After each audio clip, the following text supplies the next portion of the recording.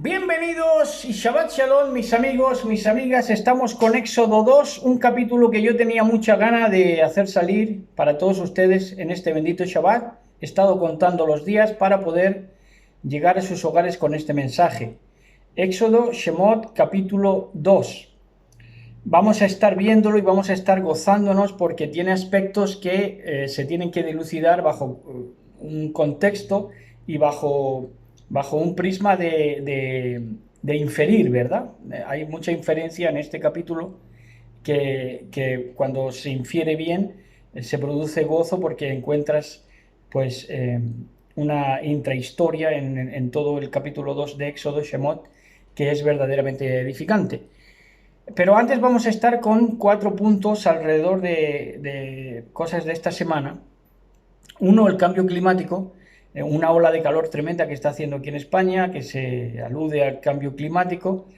Es cierto que ahora el mayor frío se encuentra en noviembre, que es otoño, y el mayor calor se encuentra en junio, que todavía es primavera.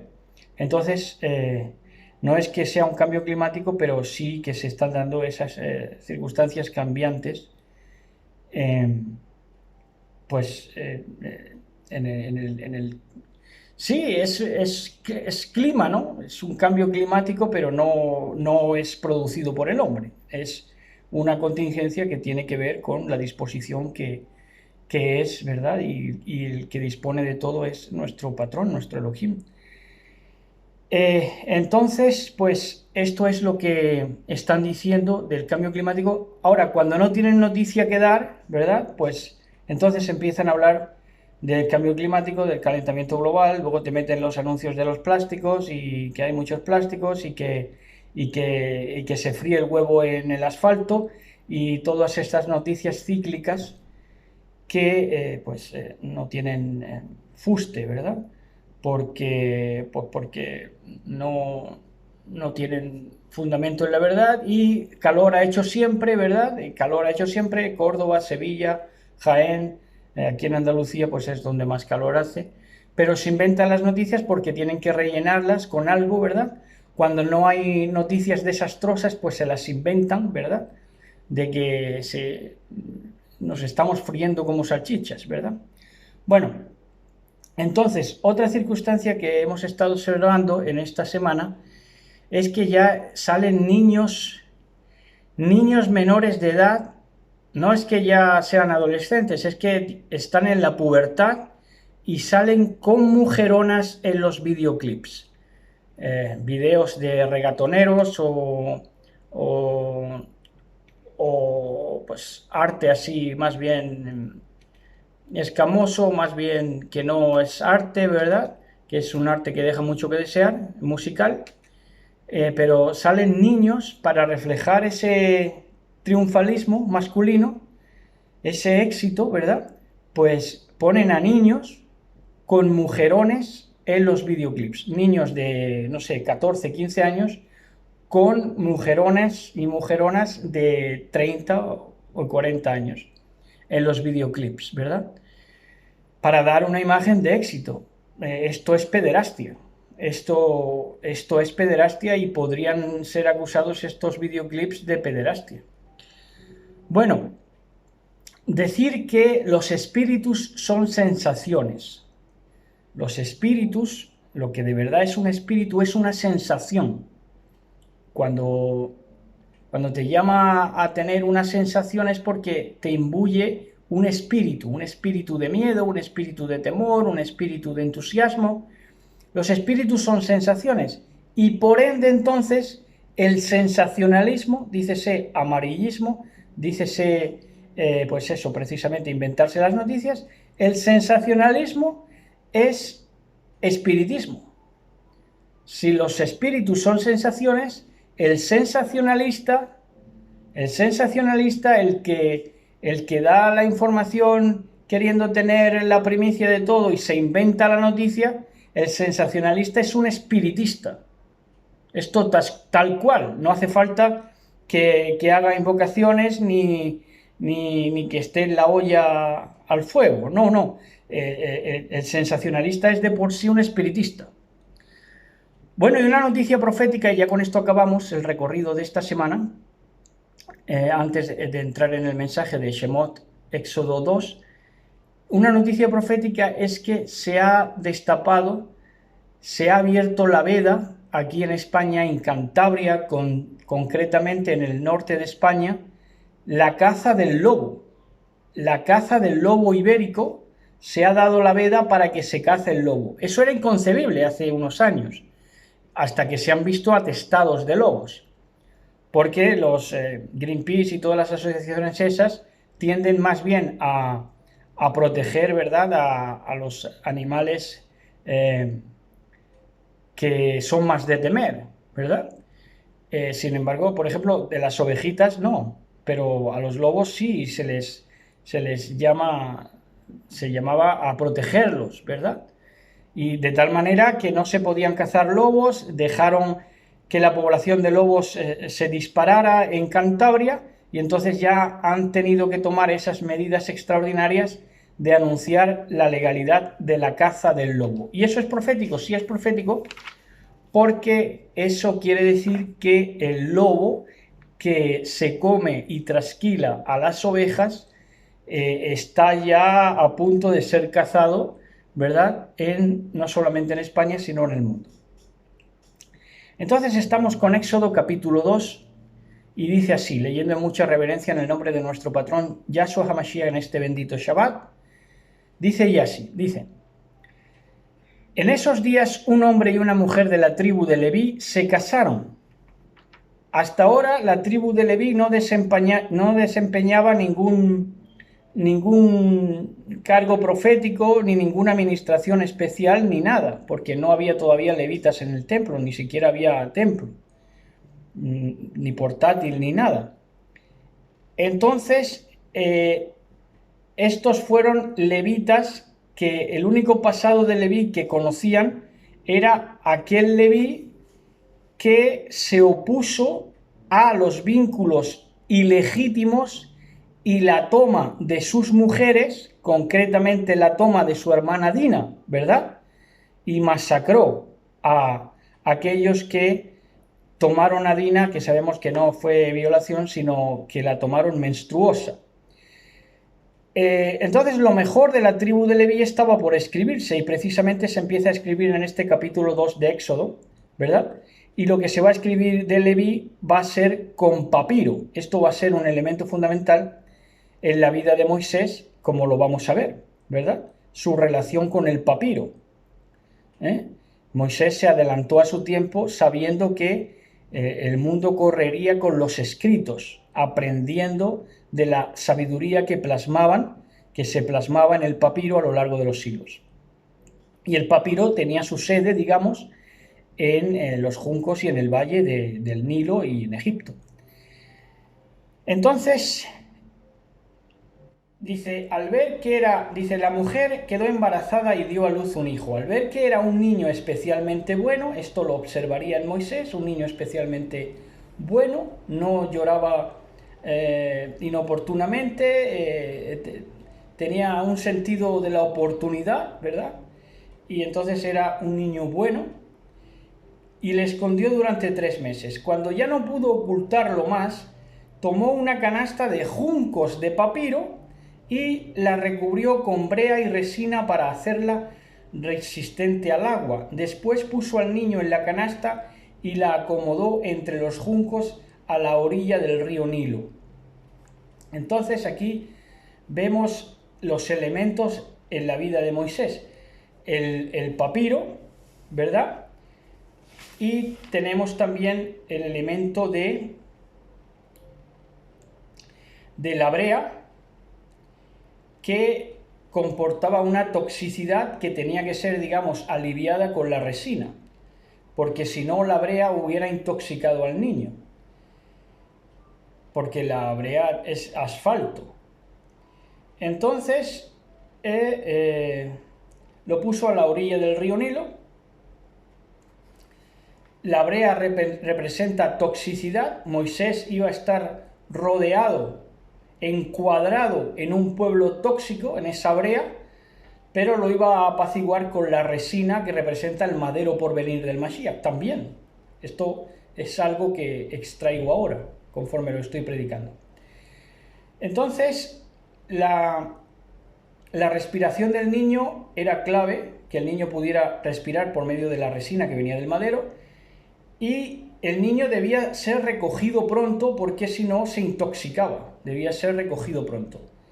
Y los juncos, de los cuales salían los papiros, estaban en el mítico Nilo. El Nilo era un río mítico para los egipcios especialmente. Entonces dice en el verso 4, la hermana del bebé se mantuvo a cierta distancia para ver qué le pasaría al niño.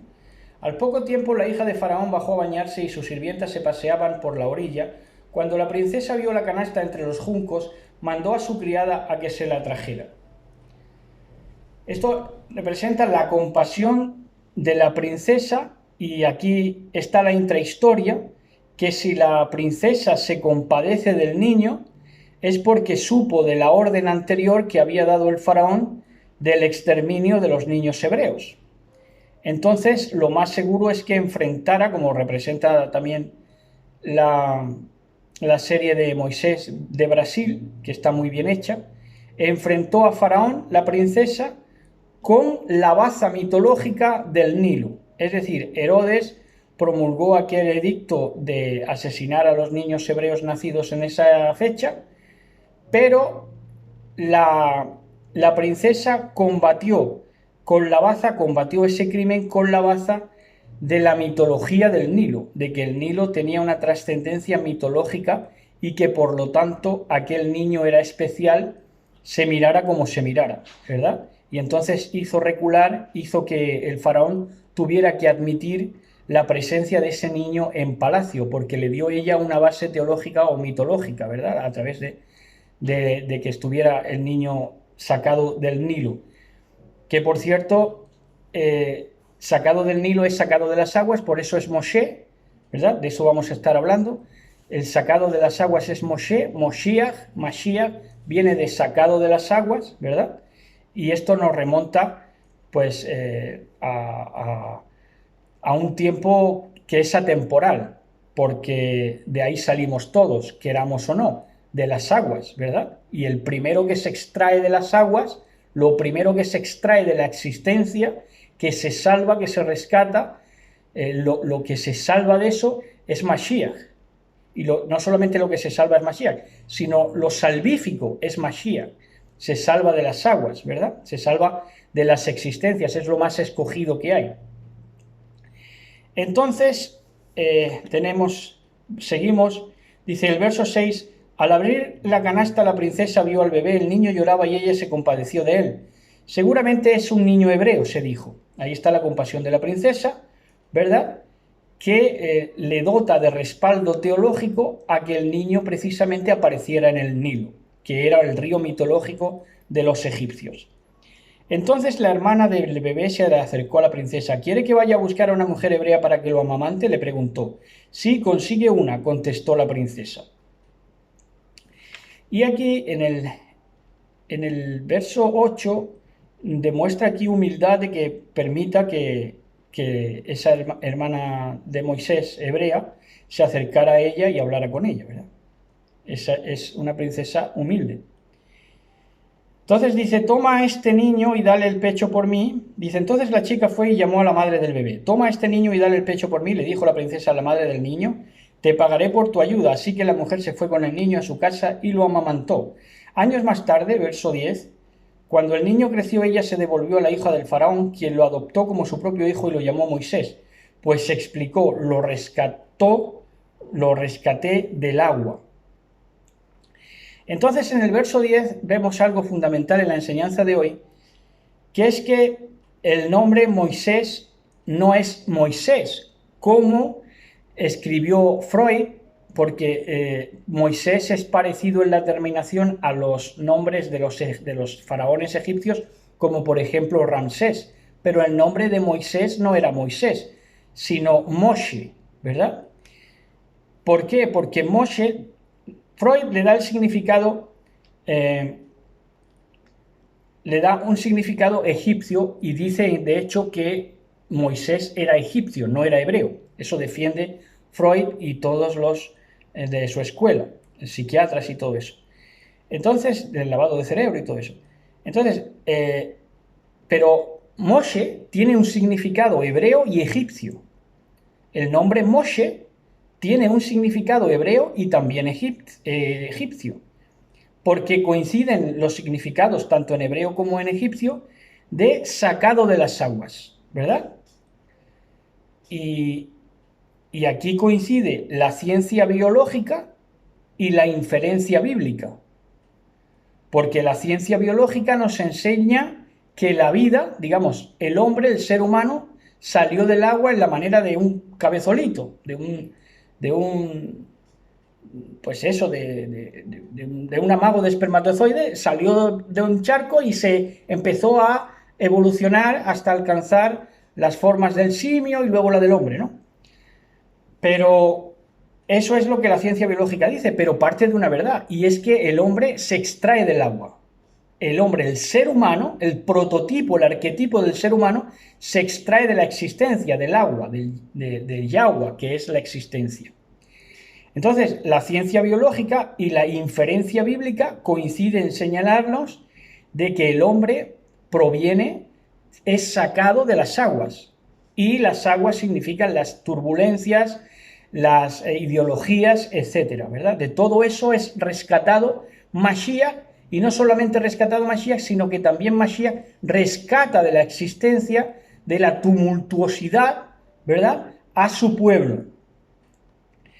Entonces, del agua, de alguna manera, se solidificó o se fortaleció la carne. Inclusive la tierra, que la sustenta el agua, Pedro dice, Kefa, que por el agua subsiste, ¿verdad? Entonces, del agua se solidificó la carne o se fortaleció. Y esa fortaleza de la carne que viene que es extraída de la existencia es Mashiach. Verso 11. Dice, muchos años después, cuando ya era adulto, Moisés salió a visitar a los de su propio pueblo, a los hebreos, y pudo ver con cuánta dureza les obligaban a trabajar. Durante esa visita vio cómo un egipcio golpeaba a uno de sus compatriotas hebreos. Entonces, primero notamos aquí que la princesa no le ocultó su procedencia a Moisés. O una de dos, o la princesa no le ocultó la procedencia a Moisés, o, que no es descartable esto, sino que encaja perfectamente también con lo que es, digamos, la esencialidad de las personas, porque los recelos siempre están ahí, ¿verdad? Entonces, la otra alternativa es que los recelos hacia Moisés, pues cuajaran en desaprensivos que le hicieron ver que su procedencia, la procedencia del niño Moisés, era distinta a los príncipes de Egipto. Esto es muy probable que le atacaran con eso, ¿verdad? Porque sus detractores no se quedarían callados, ¿verdad? Y le atacaran sobre su origen, igual que hizo Freud, luego muchos siglos más tarde, ¿verdad? Que también le dio un origen egipcio. En este caso, los egipcios le dieron un origen hebreo, pero también para desprestigiarlo. Entonces, ese trato duro que vio Moisés, con el que castigan al esclavo hebreo, y se busca la problemática que se busca, solo podía atestiguarlo Moisés. ¿Por qué? Porque Moisés había estado en el palacio, sabía cómo se vivía bien, por lo tanto sabía lo que era la mala vida. Pero el pueblo no conocía esta circunstancia, el pueblo no conocía lo que era la esclavitud, no se sabía esclavo, y este fue el gran hándicap del pueblo. No supo situarse el pueblo en que era esclavo. ¿Por qué? Porque el pueblo no estuvo en palacio. Moisés sí sabía lo que era la buena vida, pero el pueblo no. El pueblo tenía una mentalidad miserable y una mentalidad de esclavo. Por eso el pueblo de Elohim hemos tenido que pasar por una esclavitud de siglos, secular. para percatarnos de que efectivamente hemos estado esclavos en este sistema. Entonces, seguimos, dice, entonces Moisés miró a todos lados para asegurarse de que nadie lo veía y mató al egipcio y escondió su cuerpo en la arena. Al día siguiente, cuando Moisés salió de nuevo a visitar a los de su pueblo, vio a dos hebreos peleando. ¿Por qué pegas a tu amigo?, le preguntó Moisés al que estaba empezando la pelea. El hombre contestó: ¿quién te nombró para que seas nuestro príncipe y juez? ¿Vas a matarme como mataste ayer al egipcio? Entonces Moisés se asustó y pensó: todos saben lo que hice, ¿verdad? Entonces, efectivamente, el faraón se había enterado de lo que había ocurrido y trató de matar a Moisés. Le tenía ganas porque sabía que no era egipcio, sino hebreo. Pero lo que pasa es que no podía meterle mano antes porque tenía la base teológica de la princesa, que le daba el respaldo teológico de haber venido del Nilo. Pero él huyó, Moisés huyó y se fue a vivir a la tierra de Madián. Cuando Moisés llegó a Madián, se sentó junto a un pozo.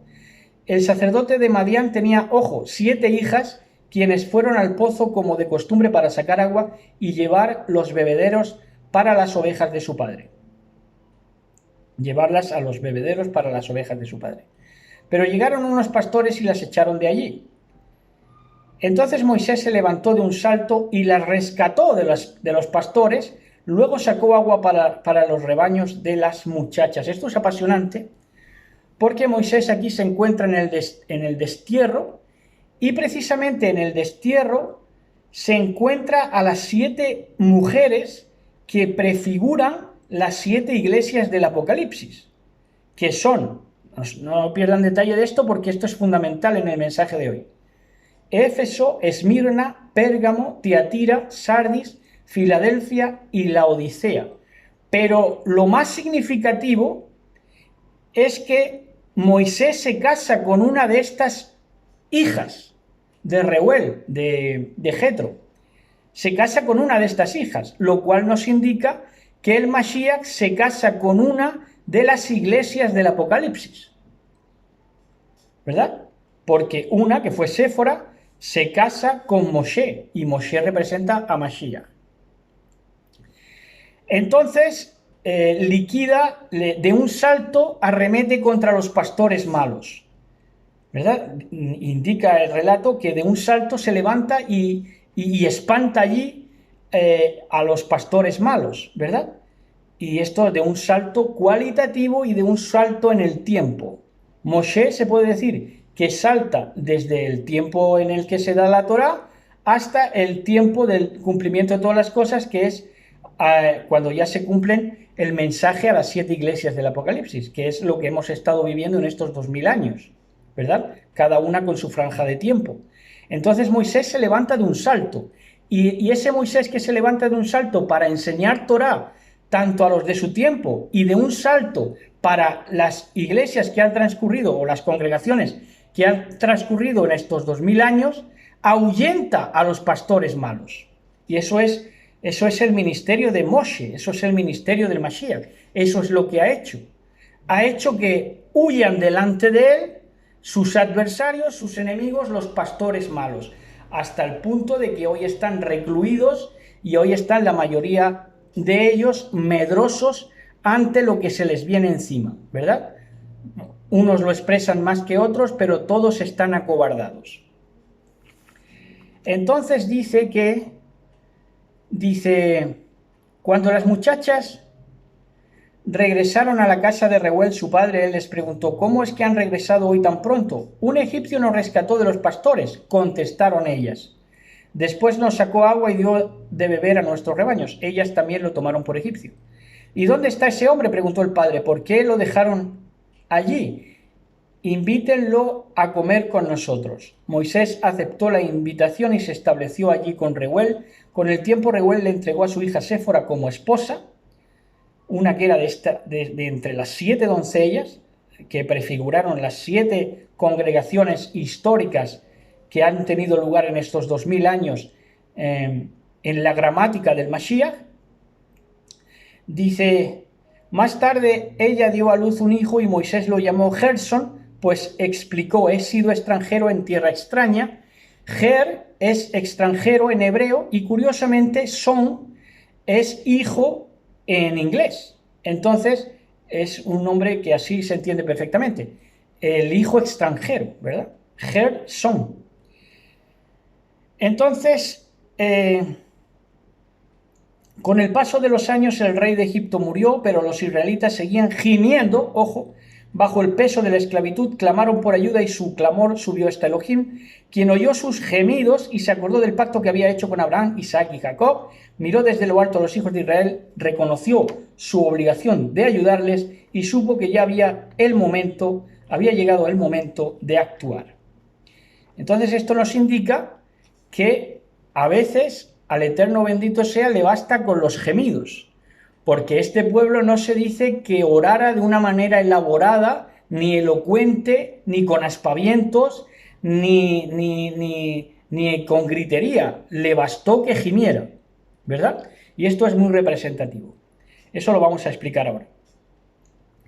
Entonces, como hemos dicho, repasamos, los juncos de papiro configuraron la cuna de Moisés y adelantaron la relación profética de Moisés con la escritura a través del papiro, en el cual iba a redactar toda la Torá, ¿verdad? Y la divulgación mundial de la palabra de poder, a la postre. Todo empezó con el papiro. Y precisamente con el papiro que estaba allí en la vida de Moisés desde el principio, la vida de Moshe, del rescatado de las aguas. Ahora, sin la resina y la brea, el cesto seguramente habría cedido al peso del niño y a la postre se hubiera ahogado, lo cual nos habla de que las obras o las tecnologías deben ser hechas con inteligencia. La pervivencia del arca de Noé era transmisión semita, es decir, la mujer hebrea, la madre de Moshe, toma esta treta de preparar de esa manera la canasta porque tenía el precedente de Noé, ¿verdad? Era una transmisión oral. Cómo se articuló el arca para la supervivencia, en este caso, de las familias de Noé y de los animales. Pero la madre de Moisés hizo la misma operación para el niño, porque esto era una, digamos, transmisión semita. Ahora, la fe, como vemos ahí, con lo del papiro, con lo de la brea, con lo de la resina, precisa de ingenio y cuando no lo tiene se vuelve odiosa. Cuando la fe precisa de ingenio y no lo tiene, se vuelve odiosa esa fe, ¿verdad? Entonces, la respuesta inmediata de la princesa en el verso 8 y cómo permite a la hermana de Moisés acercarse nos hace conocer a alguien que era muy bella por dentro y sencilla de corazón. Seguramente fue ella la que convenció a Faraón de la bestialidad de la orden dada contra los niños hebreos, posibilitando que para compensar la atrocidad el niño hebreo Moisés pudiera hacer carrera en el palacio a través, como digo, de el referéndum o con el aprobado de haberlo sacado del mitológico río Nilo. Entonces, que por eso también muchos egipcios salieron con Israel, porque tomaron a Moisés como algo profético, también mismos egipcios. Dice, las mujeres del pozo de los versos 16, 17 y 18, la futura mujer de Moisés incluida, son un adelanto a las 7 iglesias del Apocalipsis y las ovejas devoradas por los pastores del libro de Enoc, que dice que también los pastores se dedicaron a comerse ovejas en estos 2000 años, nos relata el libro apasionante de Enoc. Entonces, Reuel también es Jetro, y por último, el punto 6 de este recorrido que nosotros hacemos de anotación, de apostilla, dice, de los versos 23 al 25, vemos un pueblo oprimido en un clamor. Un pueblo oprimido es un clamor de ayuda para Elohim, lo invoque directamente o no. Un pueblo oprimido es un clamor por ayuda de Elohim, lo invoque directamente el pueblo oprimido o no. Y esto nos da un garante de que verdaderamente el gemido humano, el gemido de la simiente de la mujer, está llegando a oídos del bendito sea. De manera que una queja de manera que una queja naturalizada de un pueblo, del tipo, por ejemplo, algo que circula, muy fácil, de la vida está muy mala, ¿verdad? Bueno, eso es un gemido. Eso es un gemido. Aunque apenas sea consciente quien lo está diciendo, pero con decir que la vida está muy mala, ya es un gemido, ¿verdad? Apenas consciente para la comunidad, pero que puede convertirse en un gemido por ayuda que Elohim aprecie en un momento dado y le haga tomar partido a favor de ese que gime, ¿verdad? Y que se lamenta. Al fin y al cabo, como predicamos hace poco, pues los protestantes están ahí, ¿verdad? Los que gimen por causa de las abominaciones que se hacen. Eso es un gemido. Entonces, hasta aquí. Shabbat Shalom a todos. Bésense, abrácense, disfruten de este bendito Shabbat, ¿verdad? Y esperemos que Elohim tenga a bien bendecirnos y buenas noticias para todos nosotros. Shabbat Shalom, besos y abrazos, amada del Mashiach. Shabbat Shalom.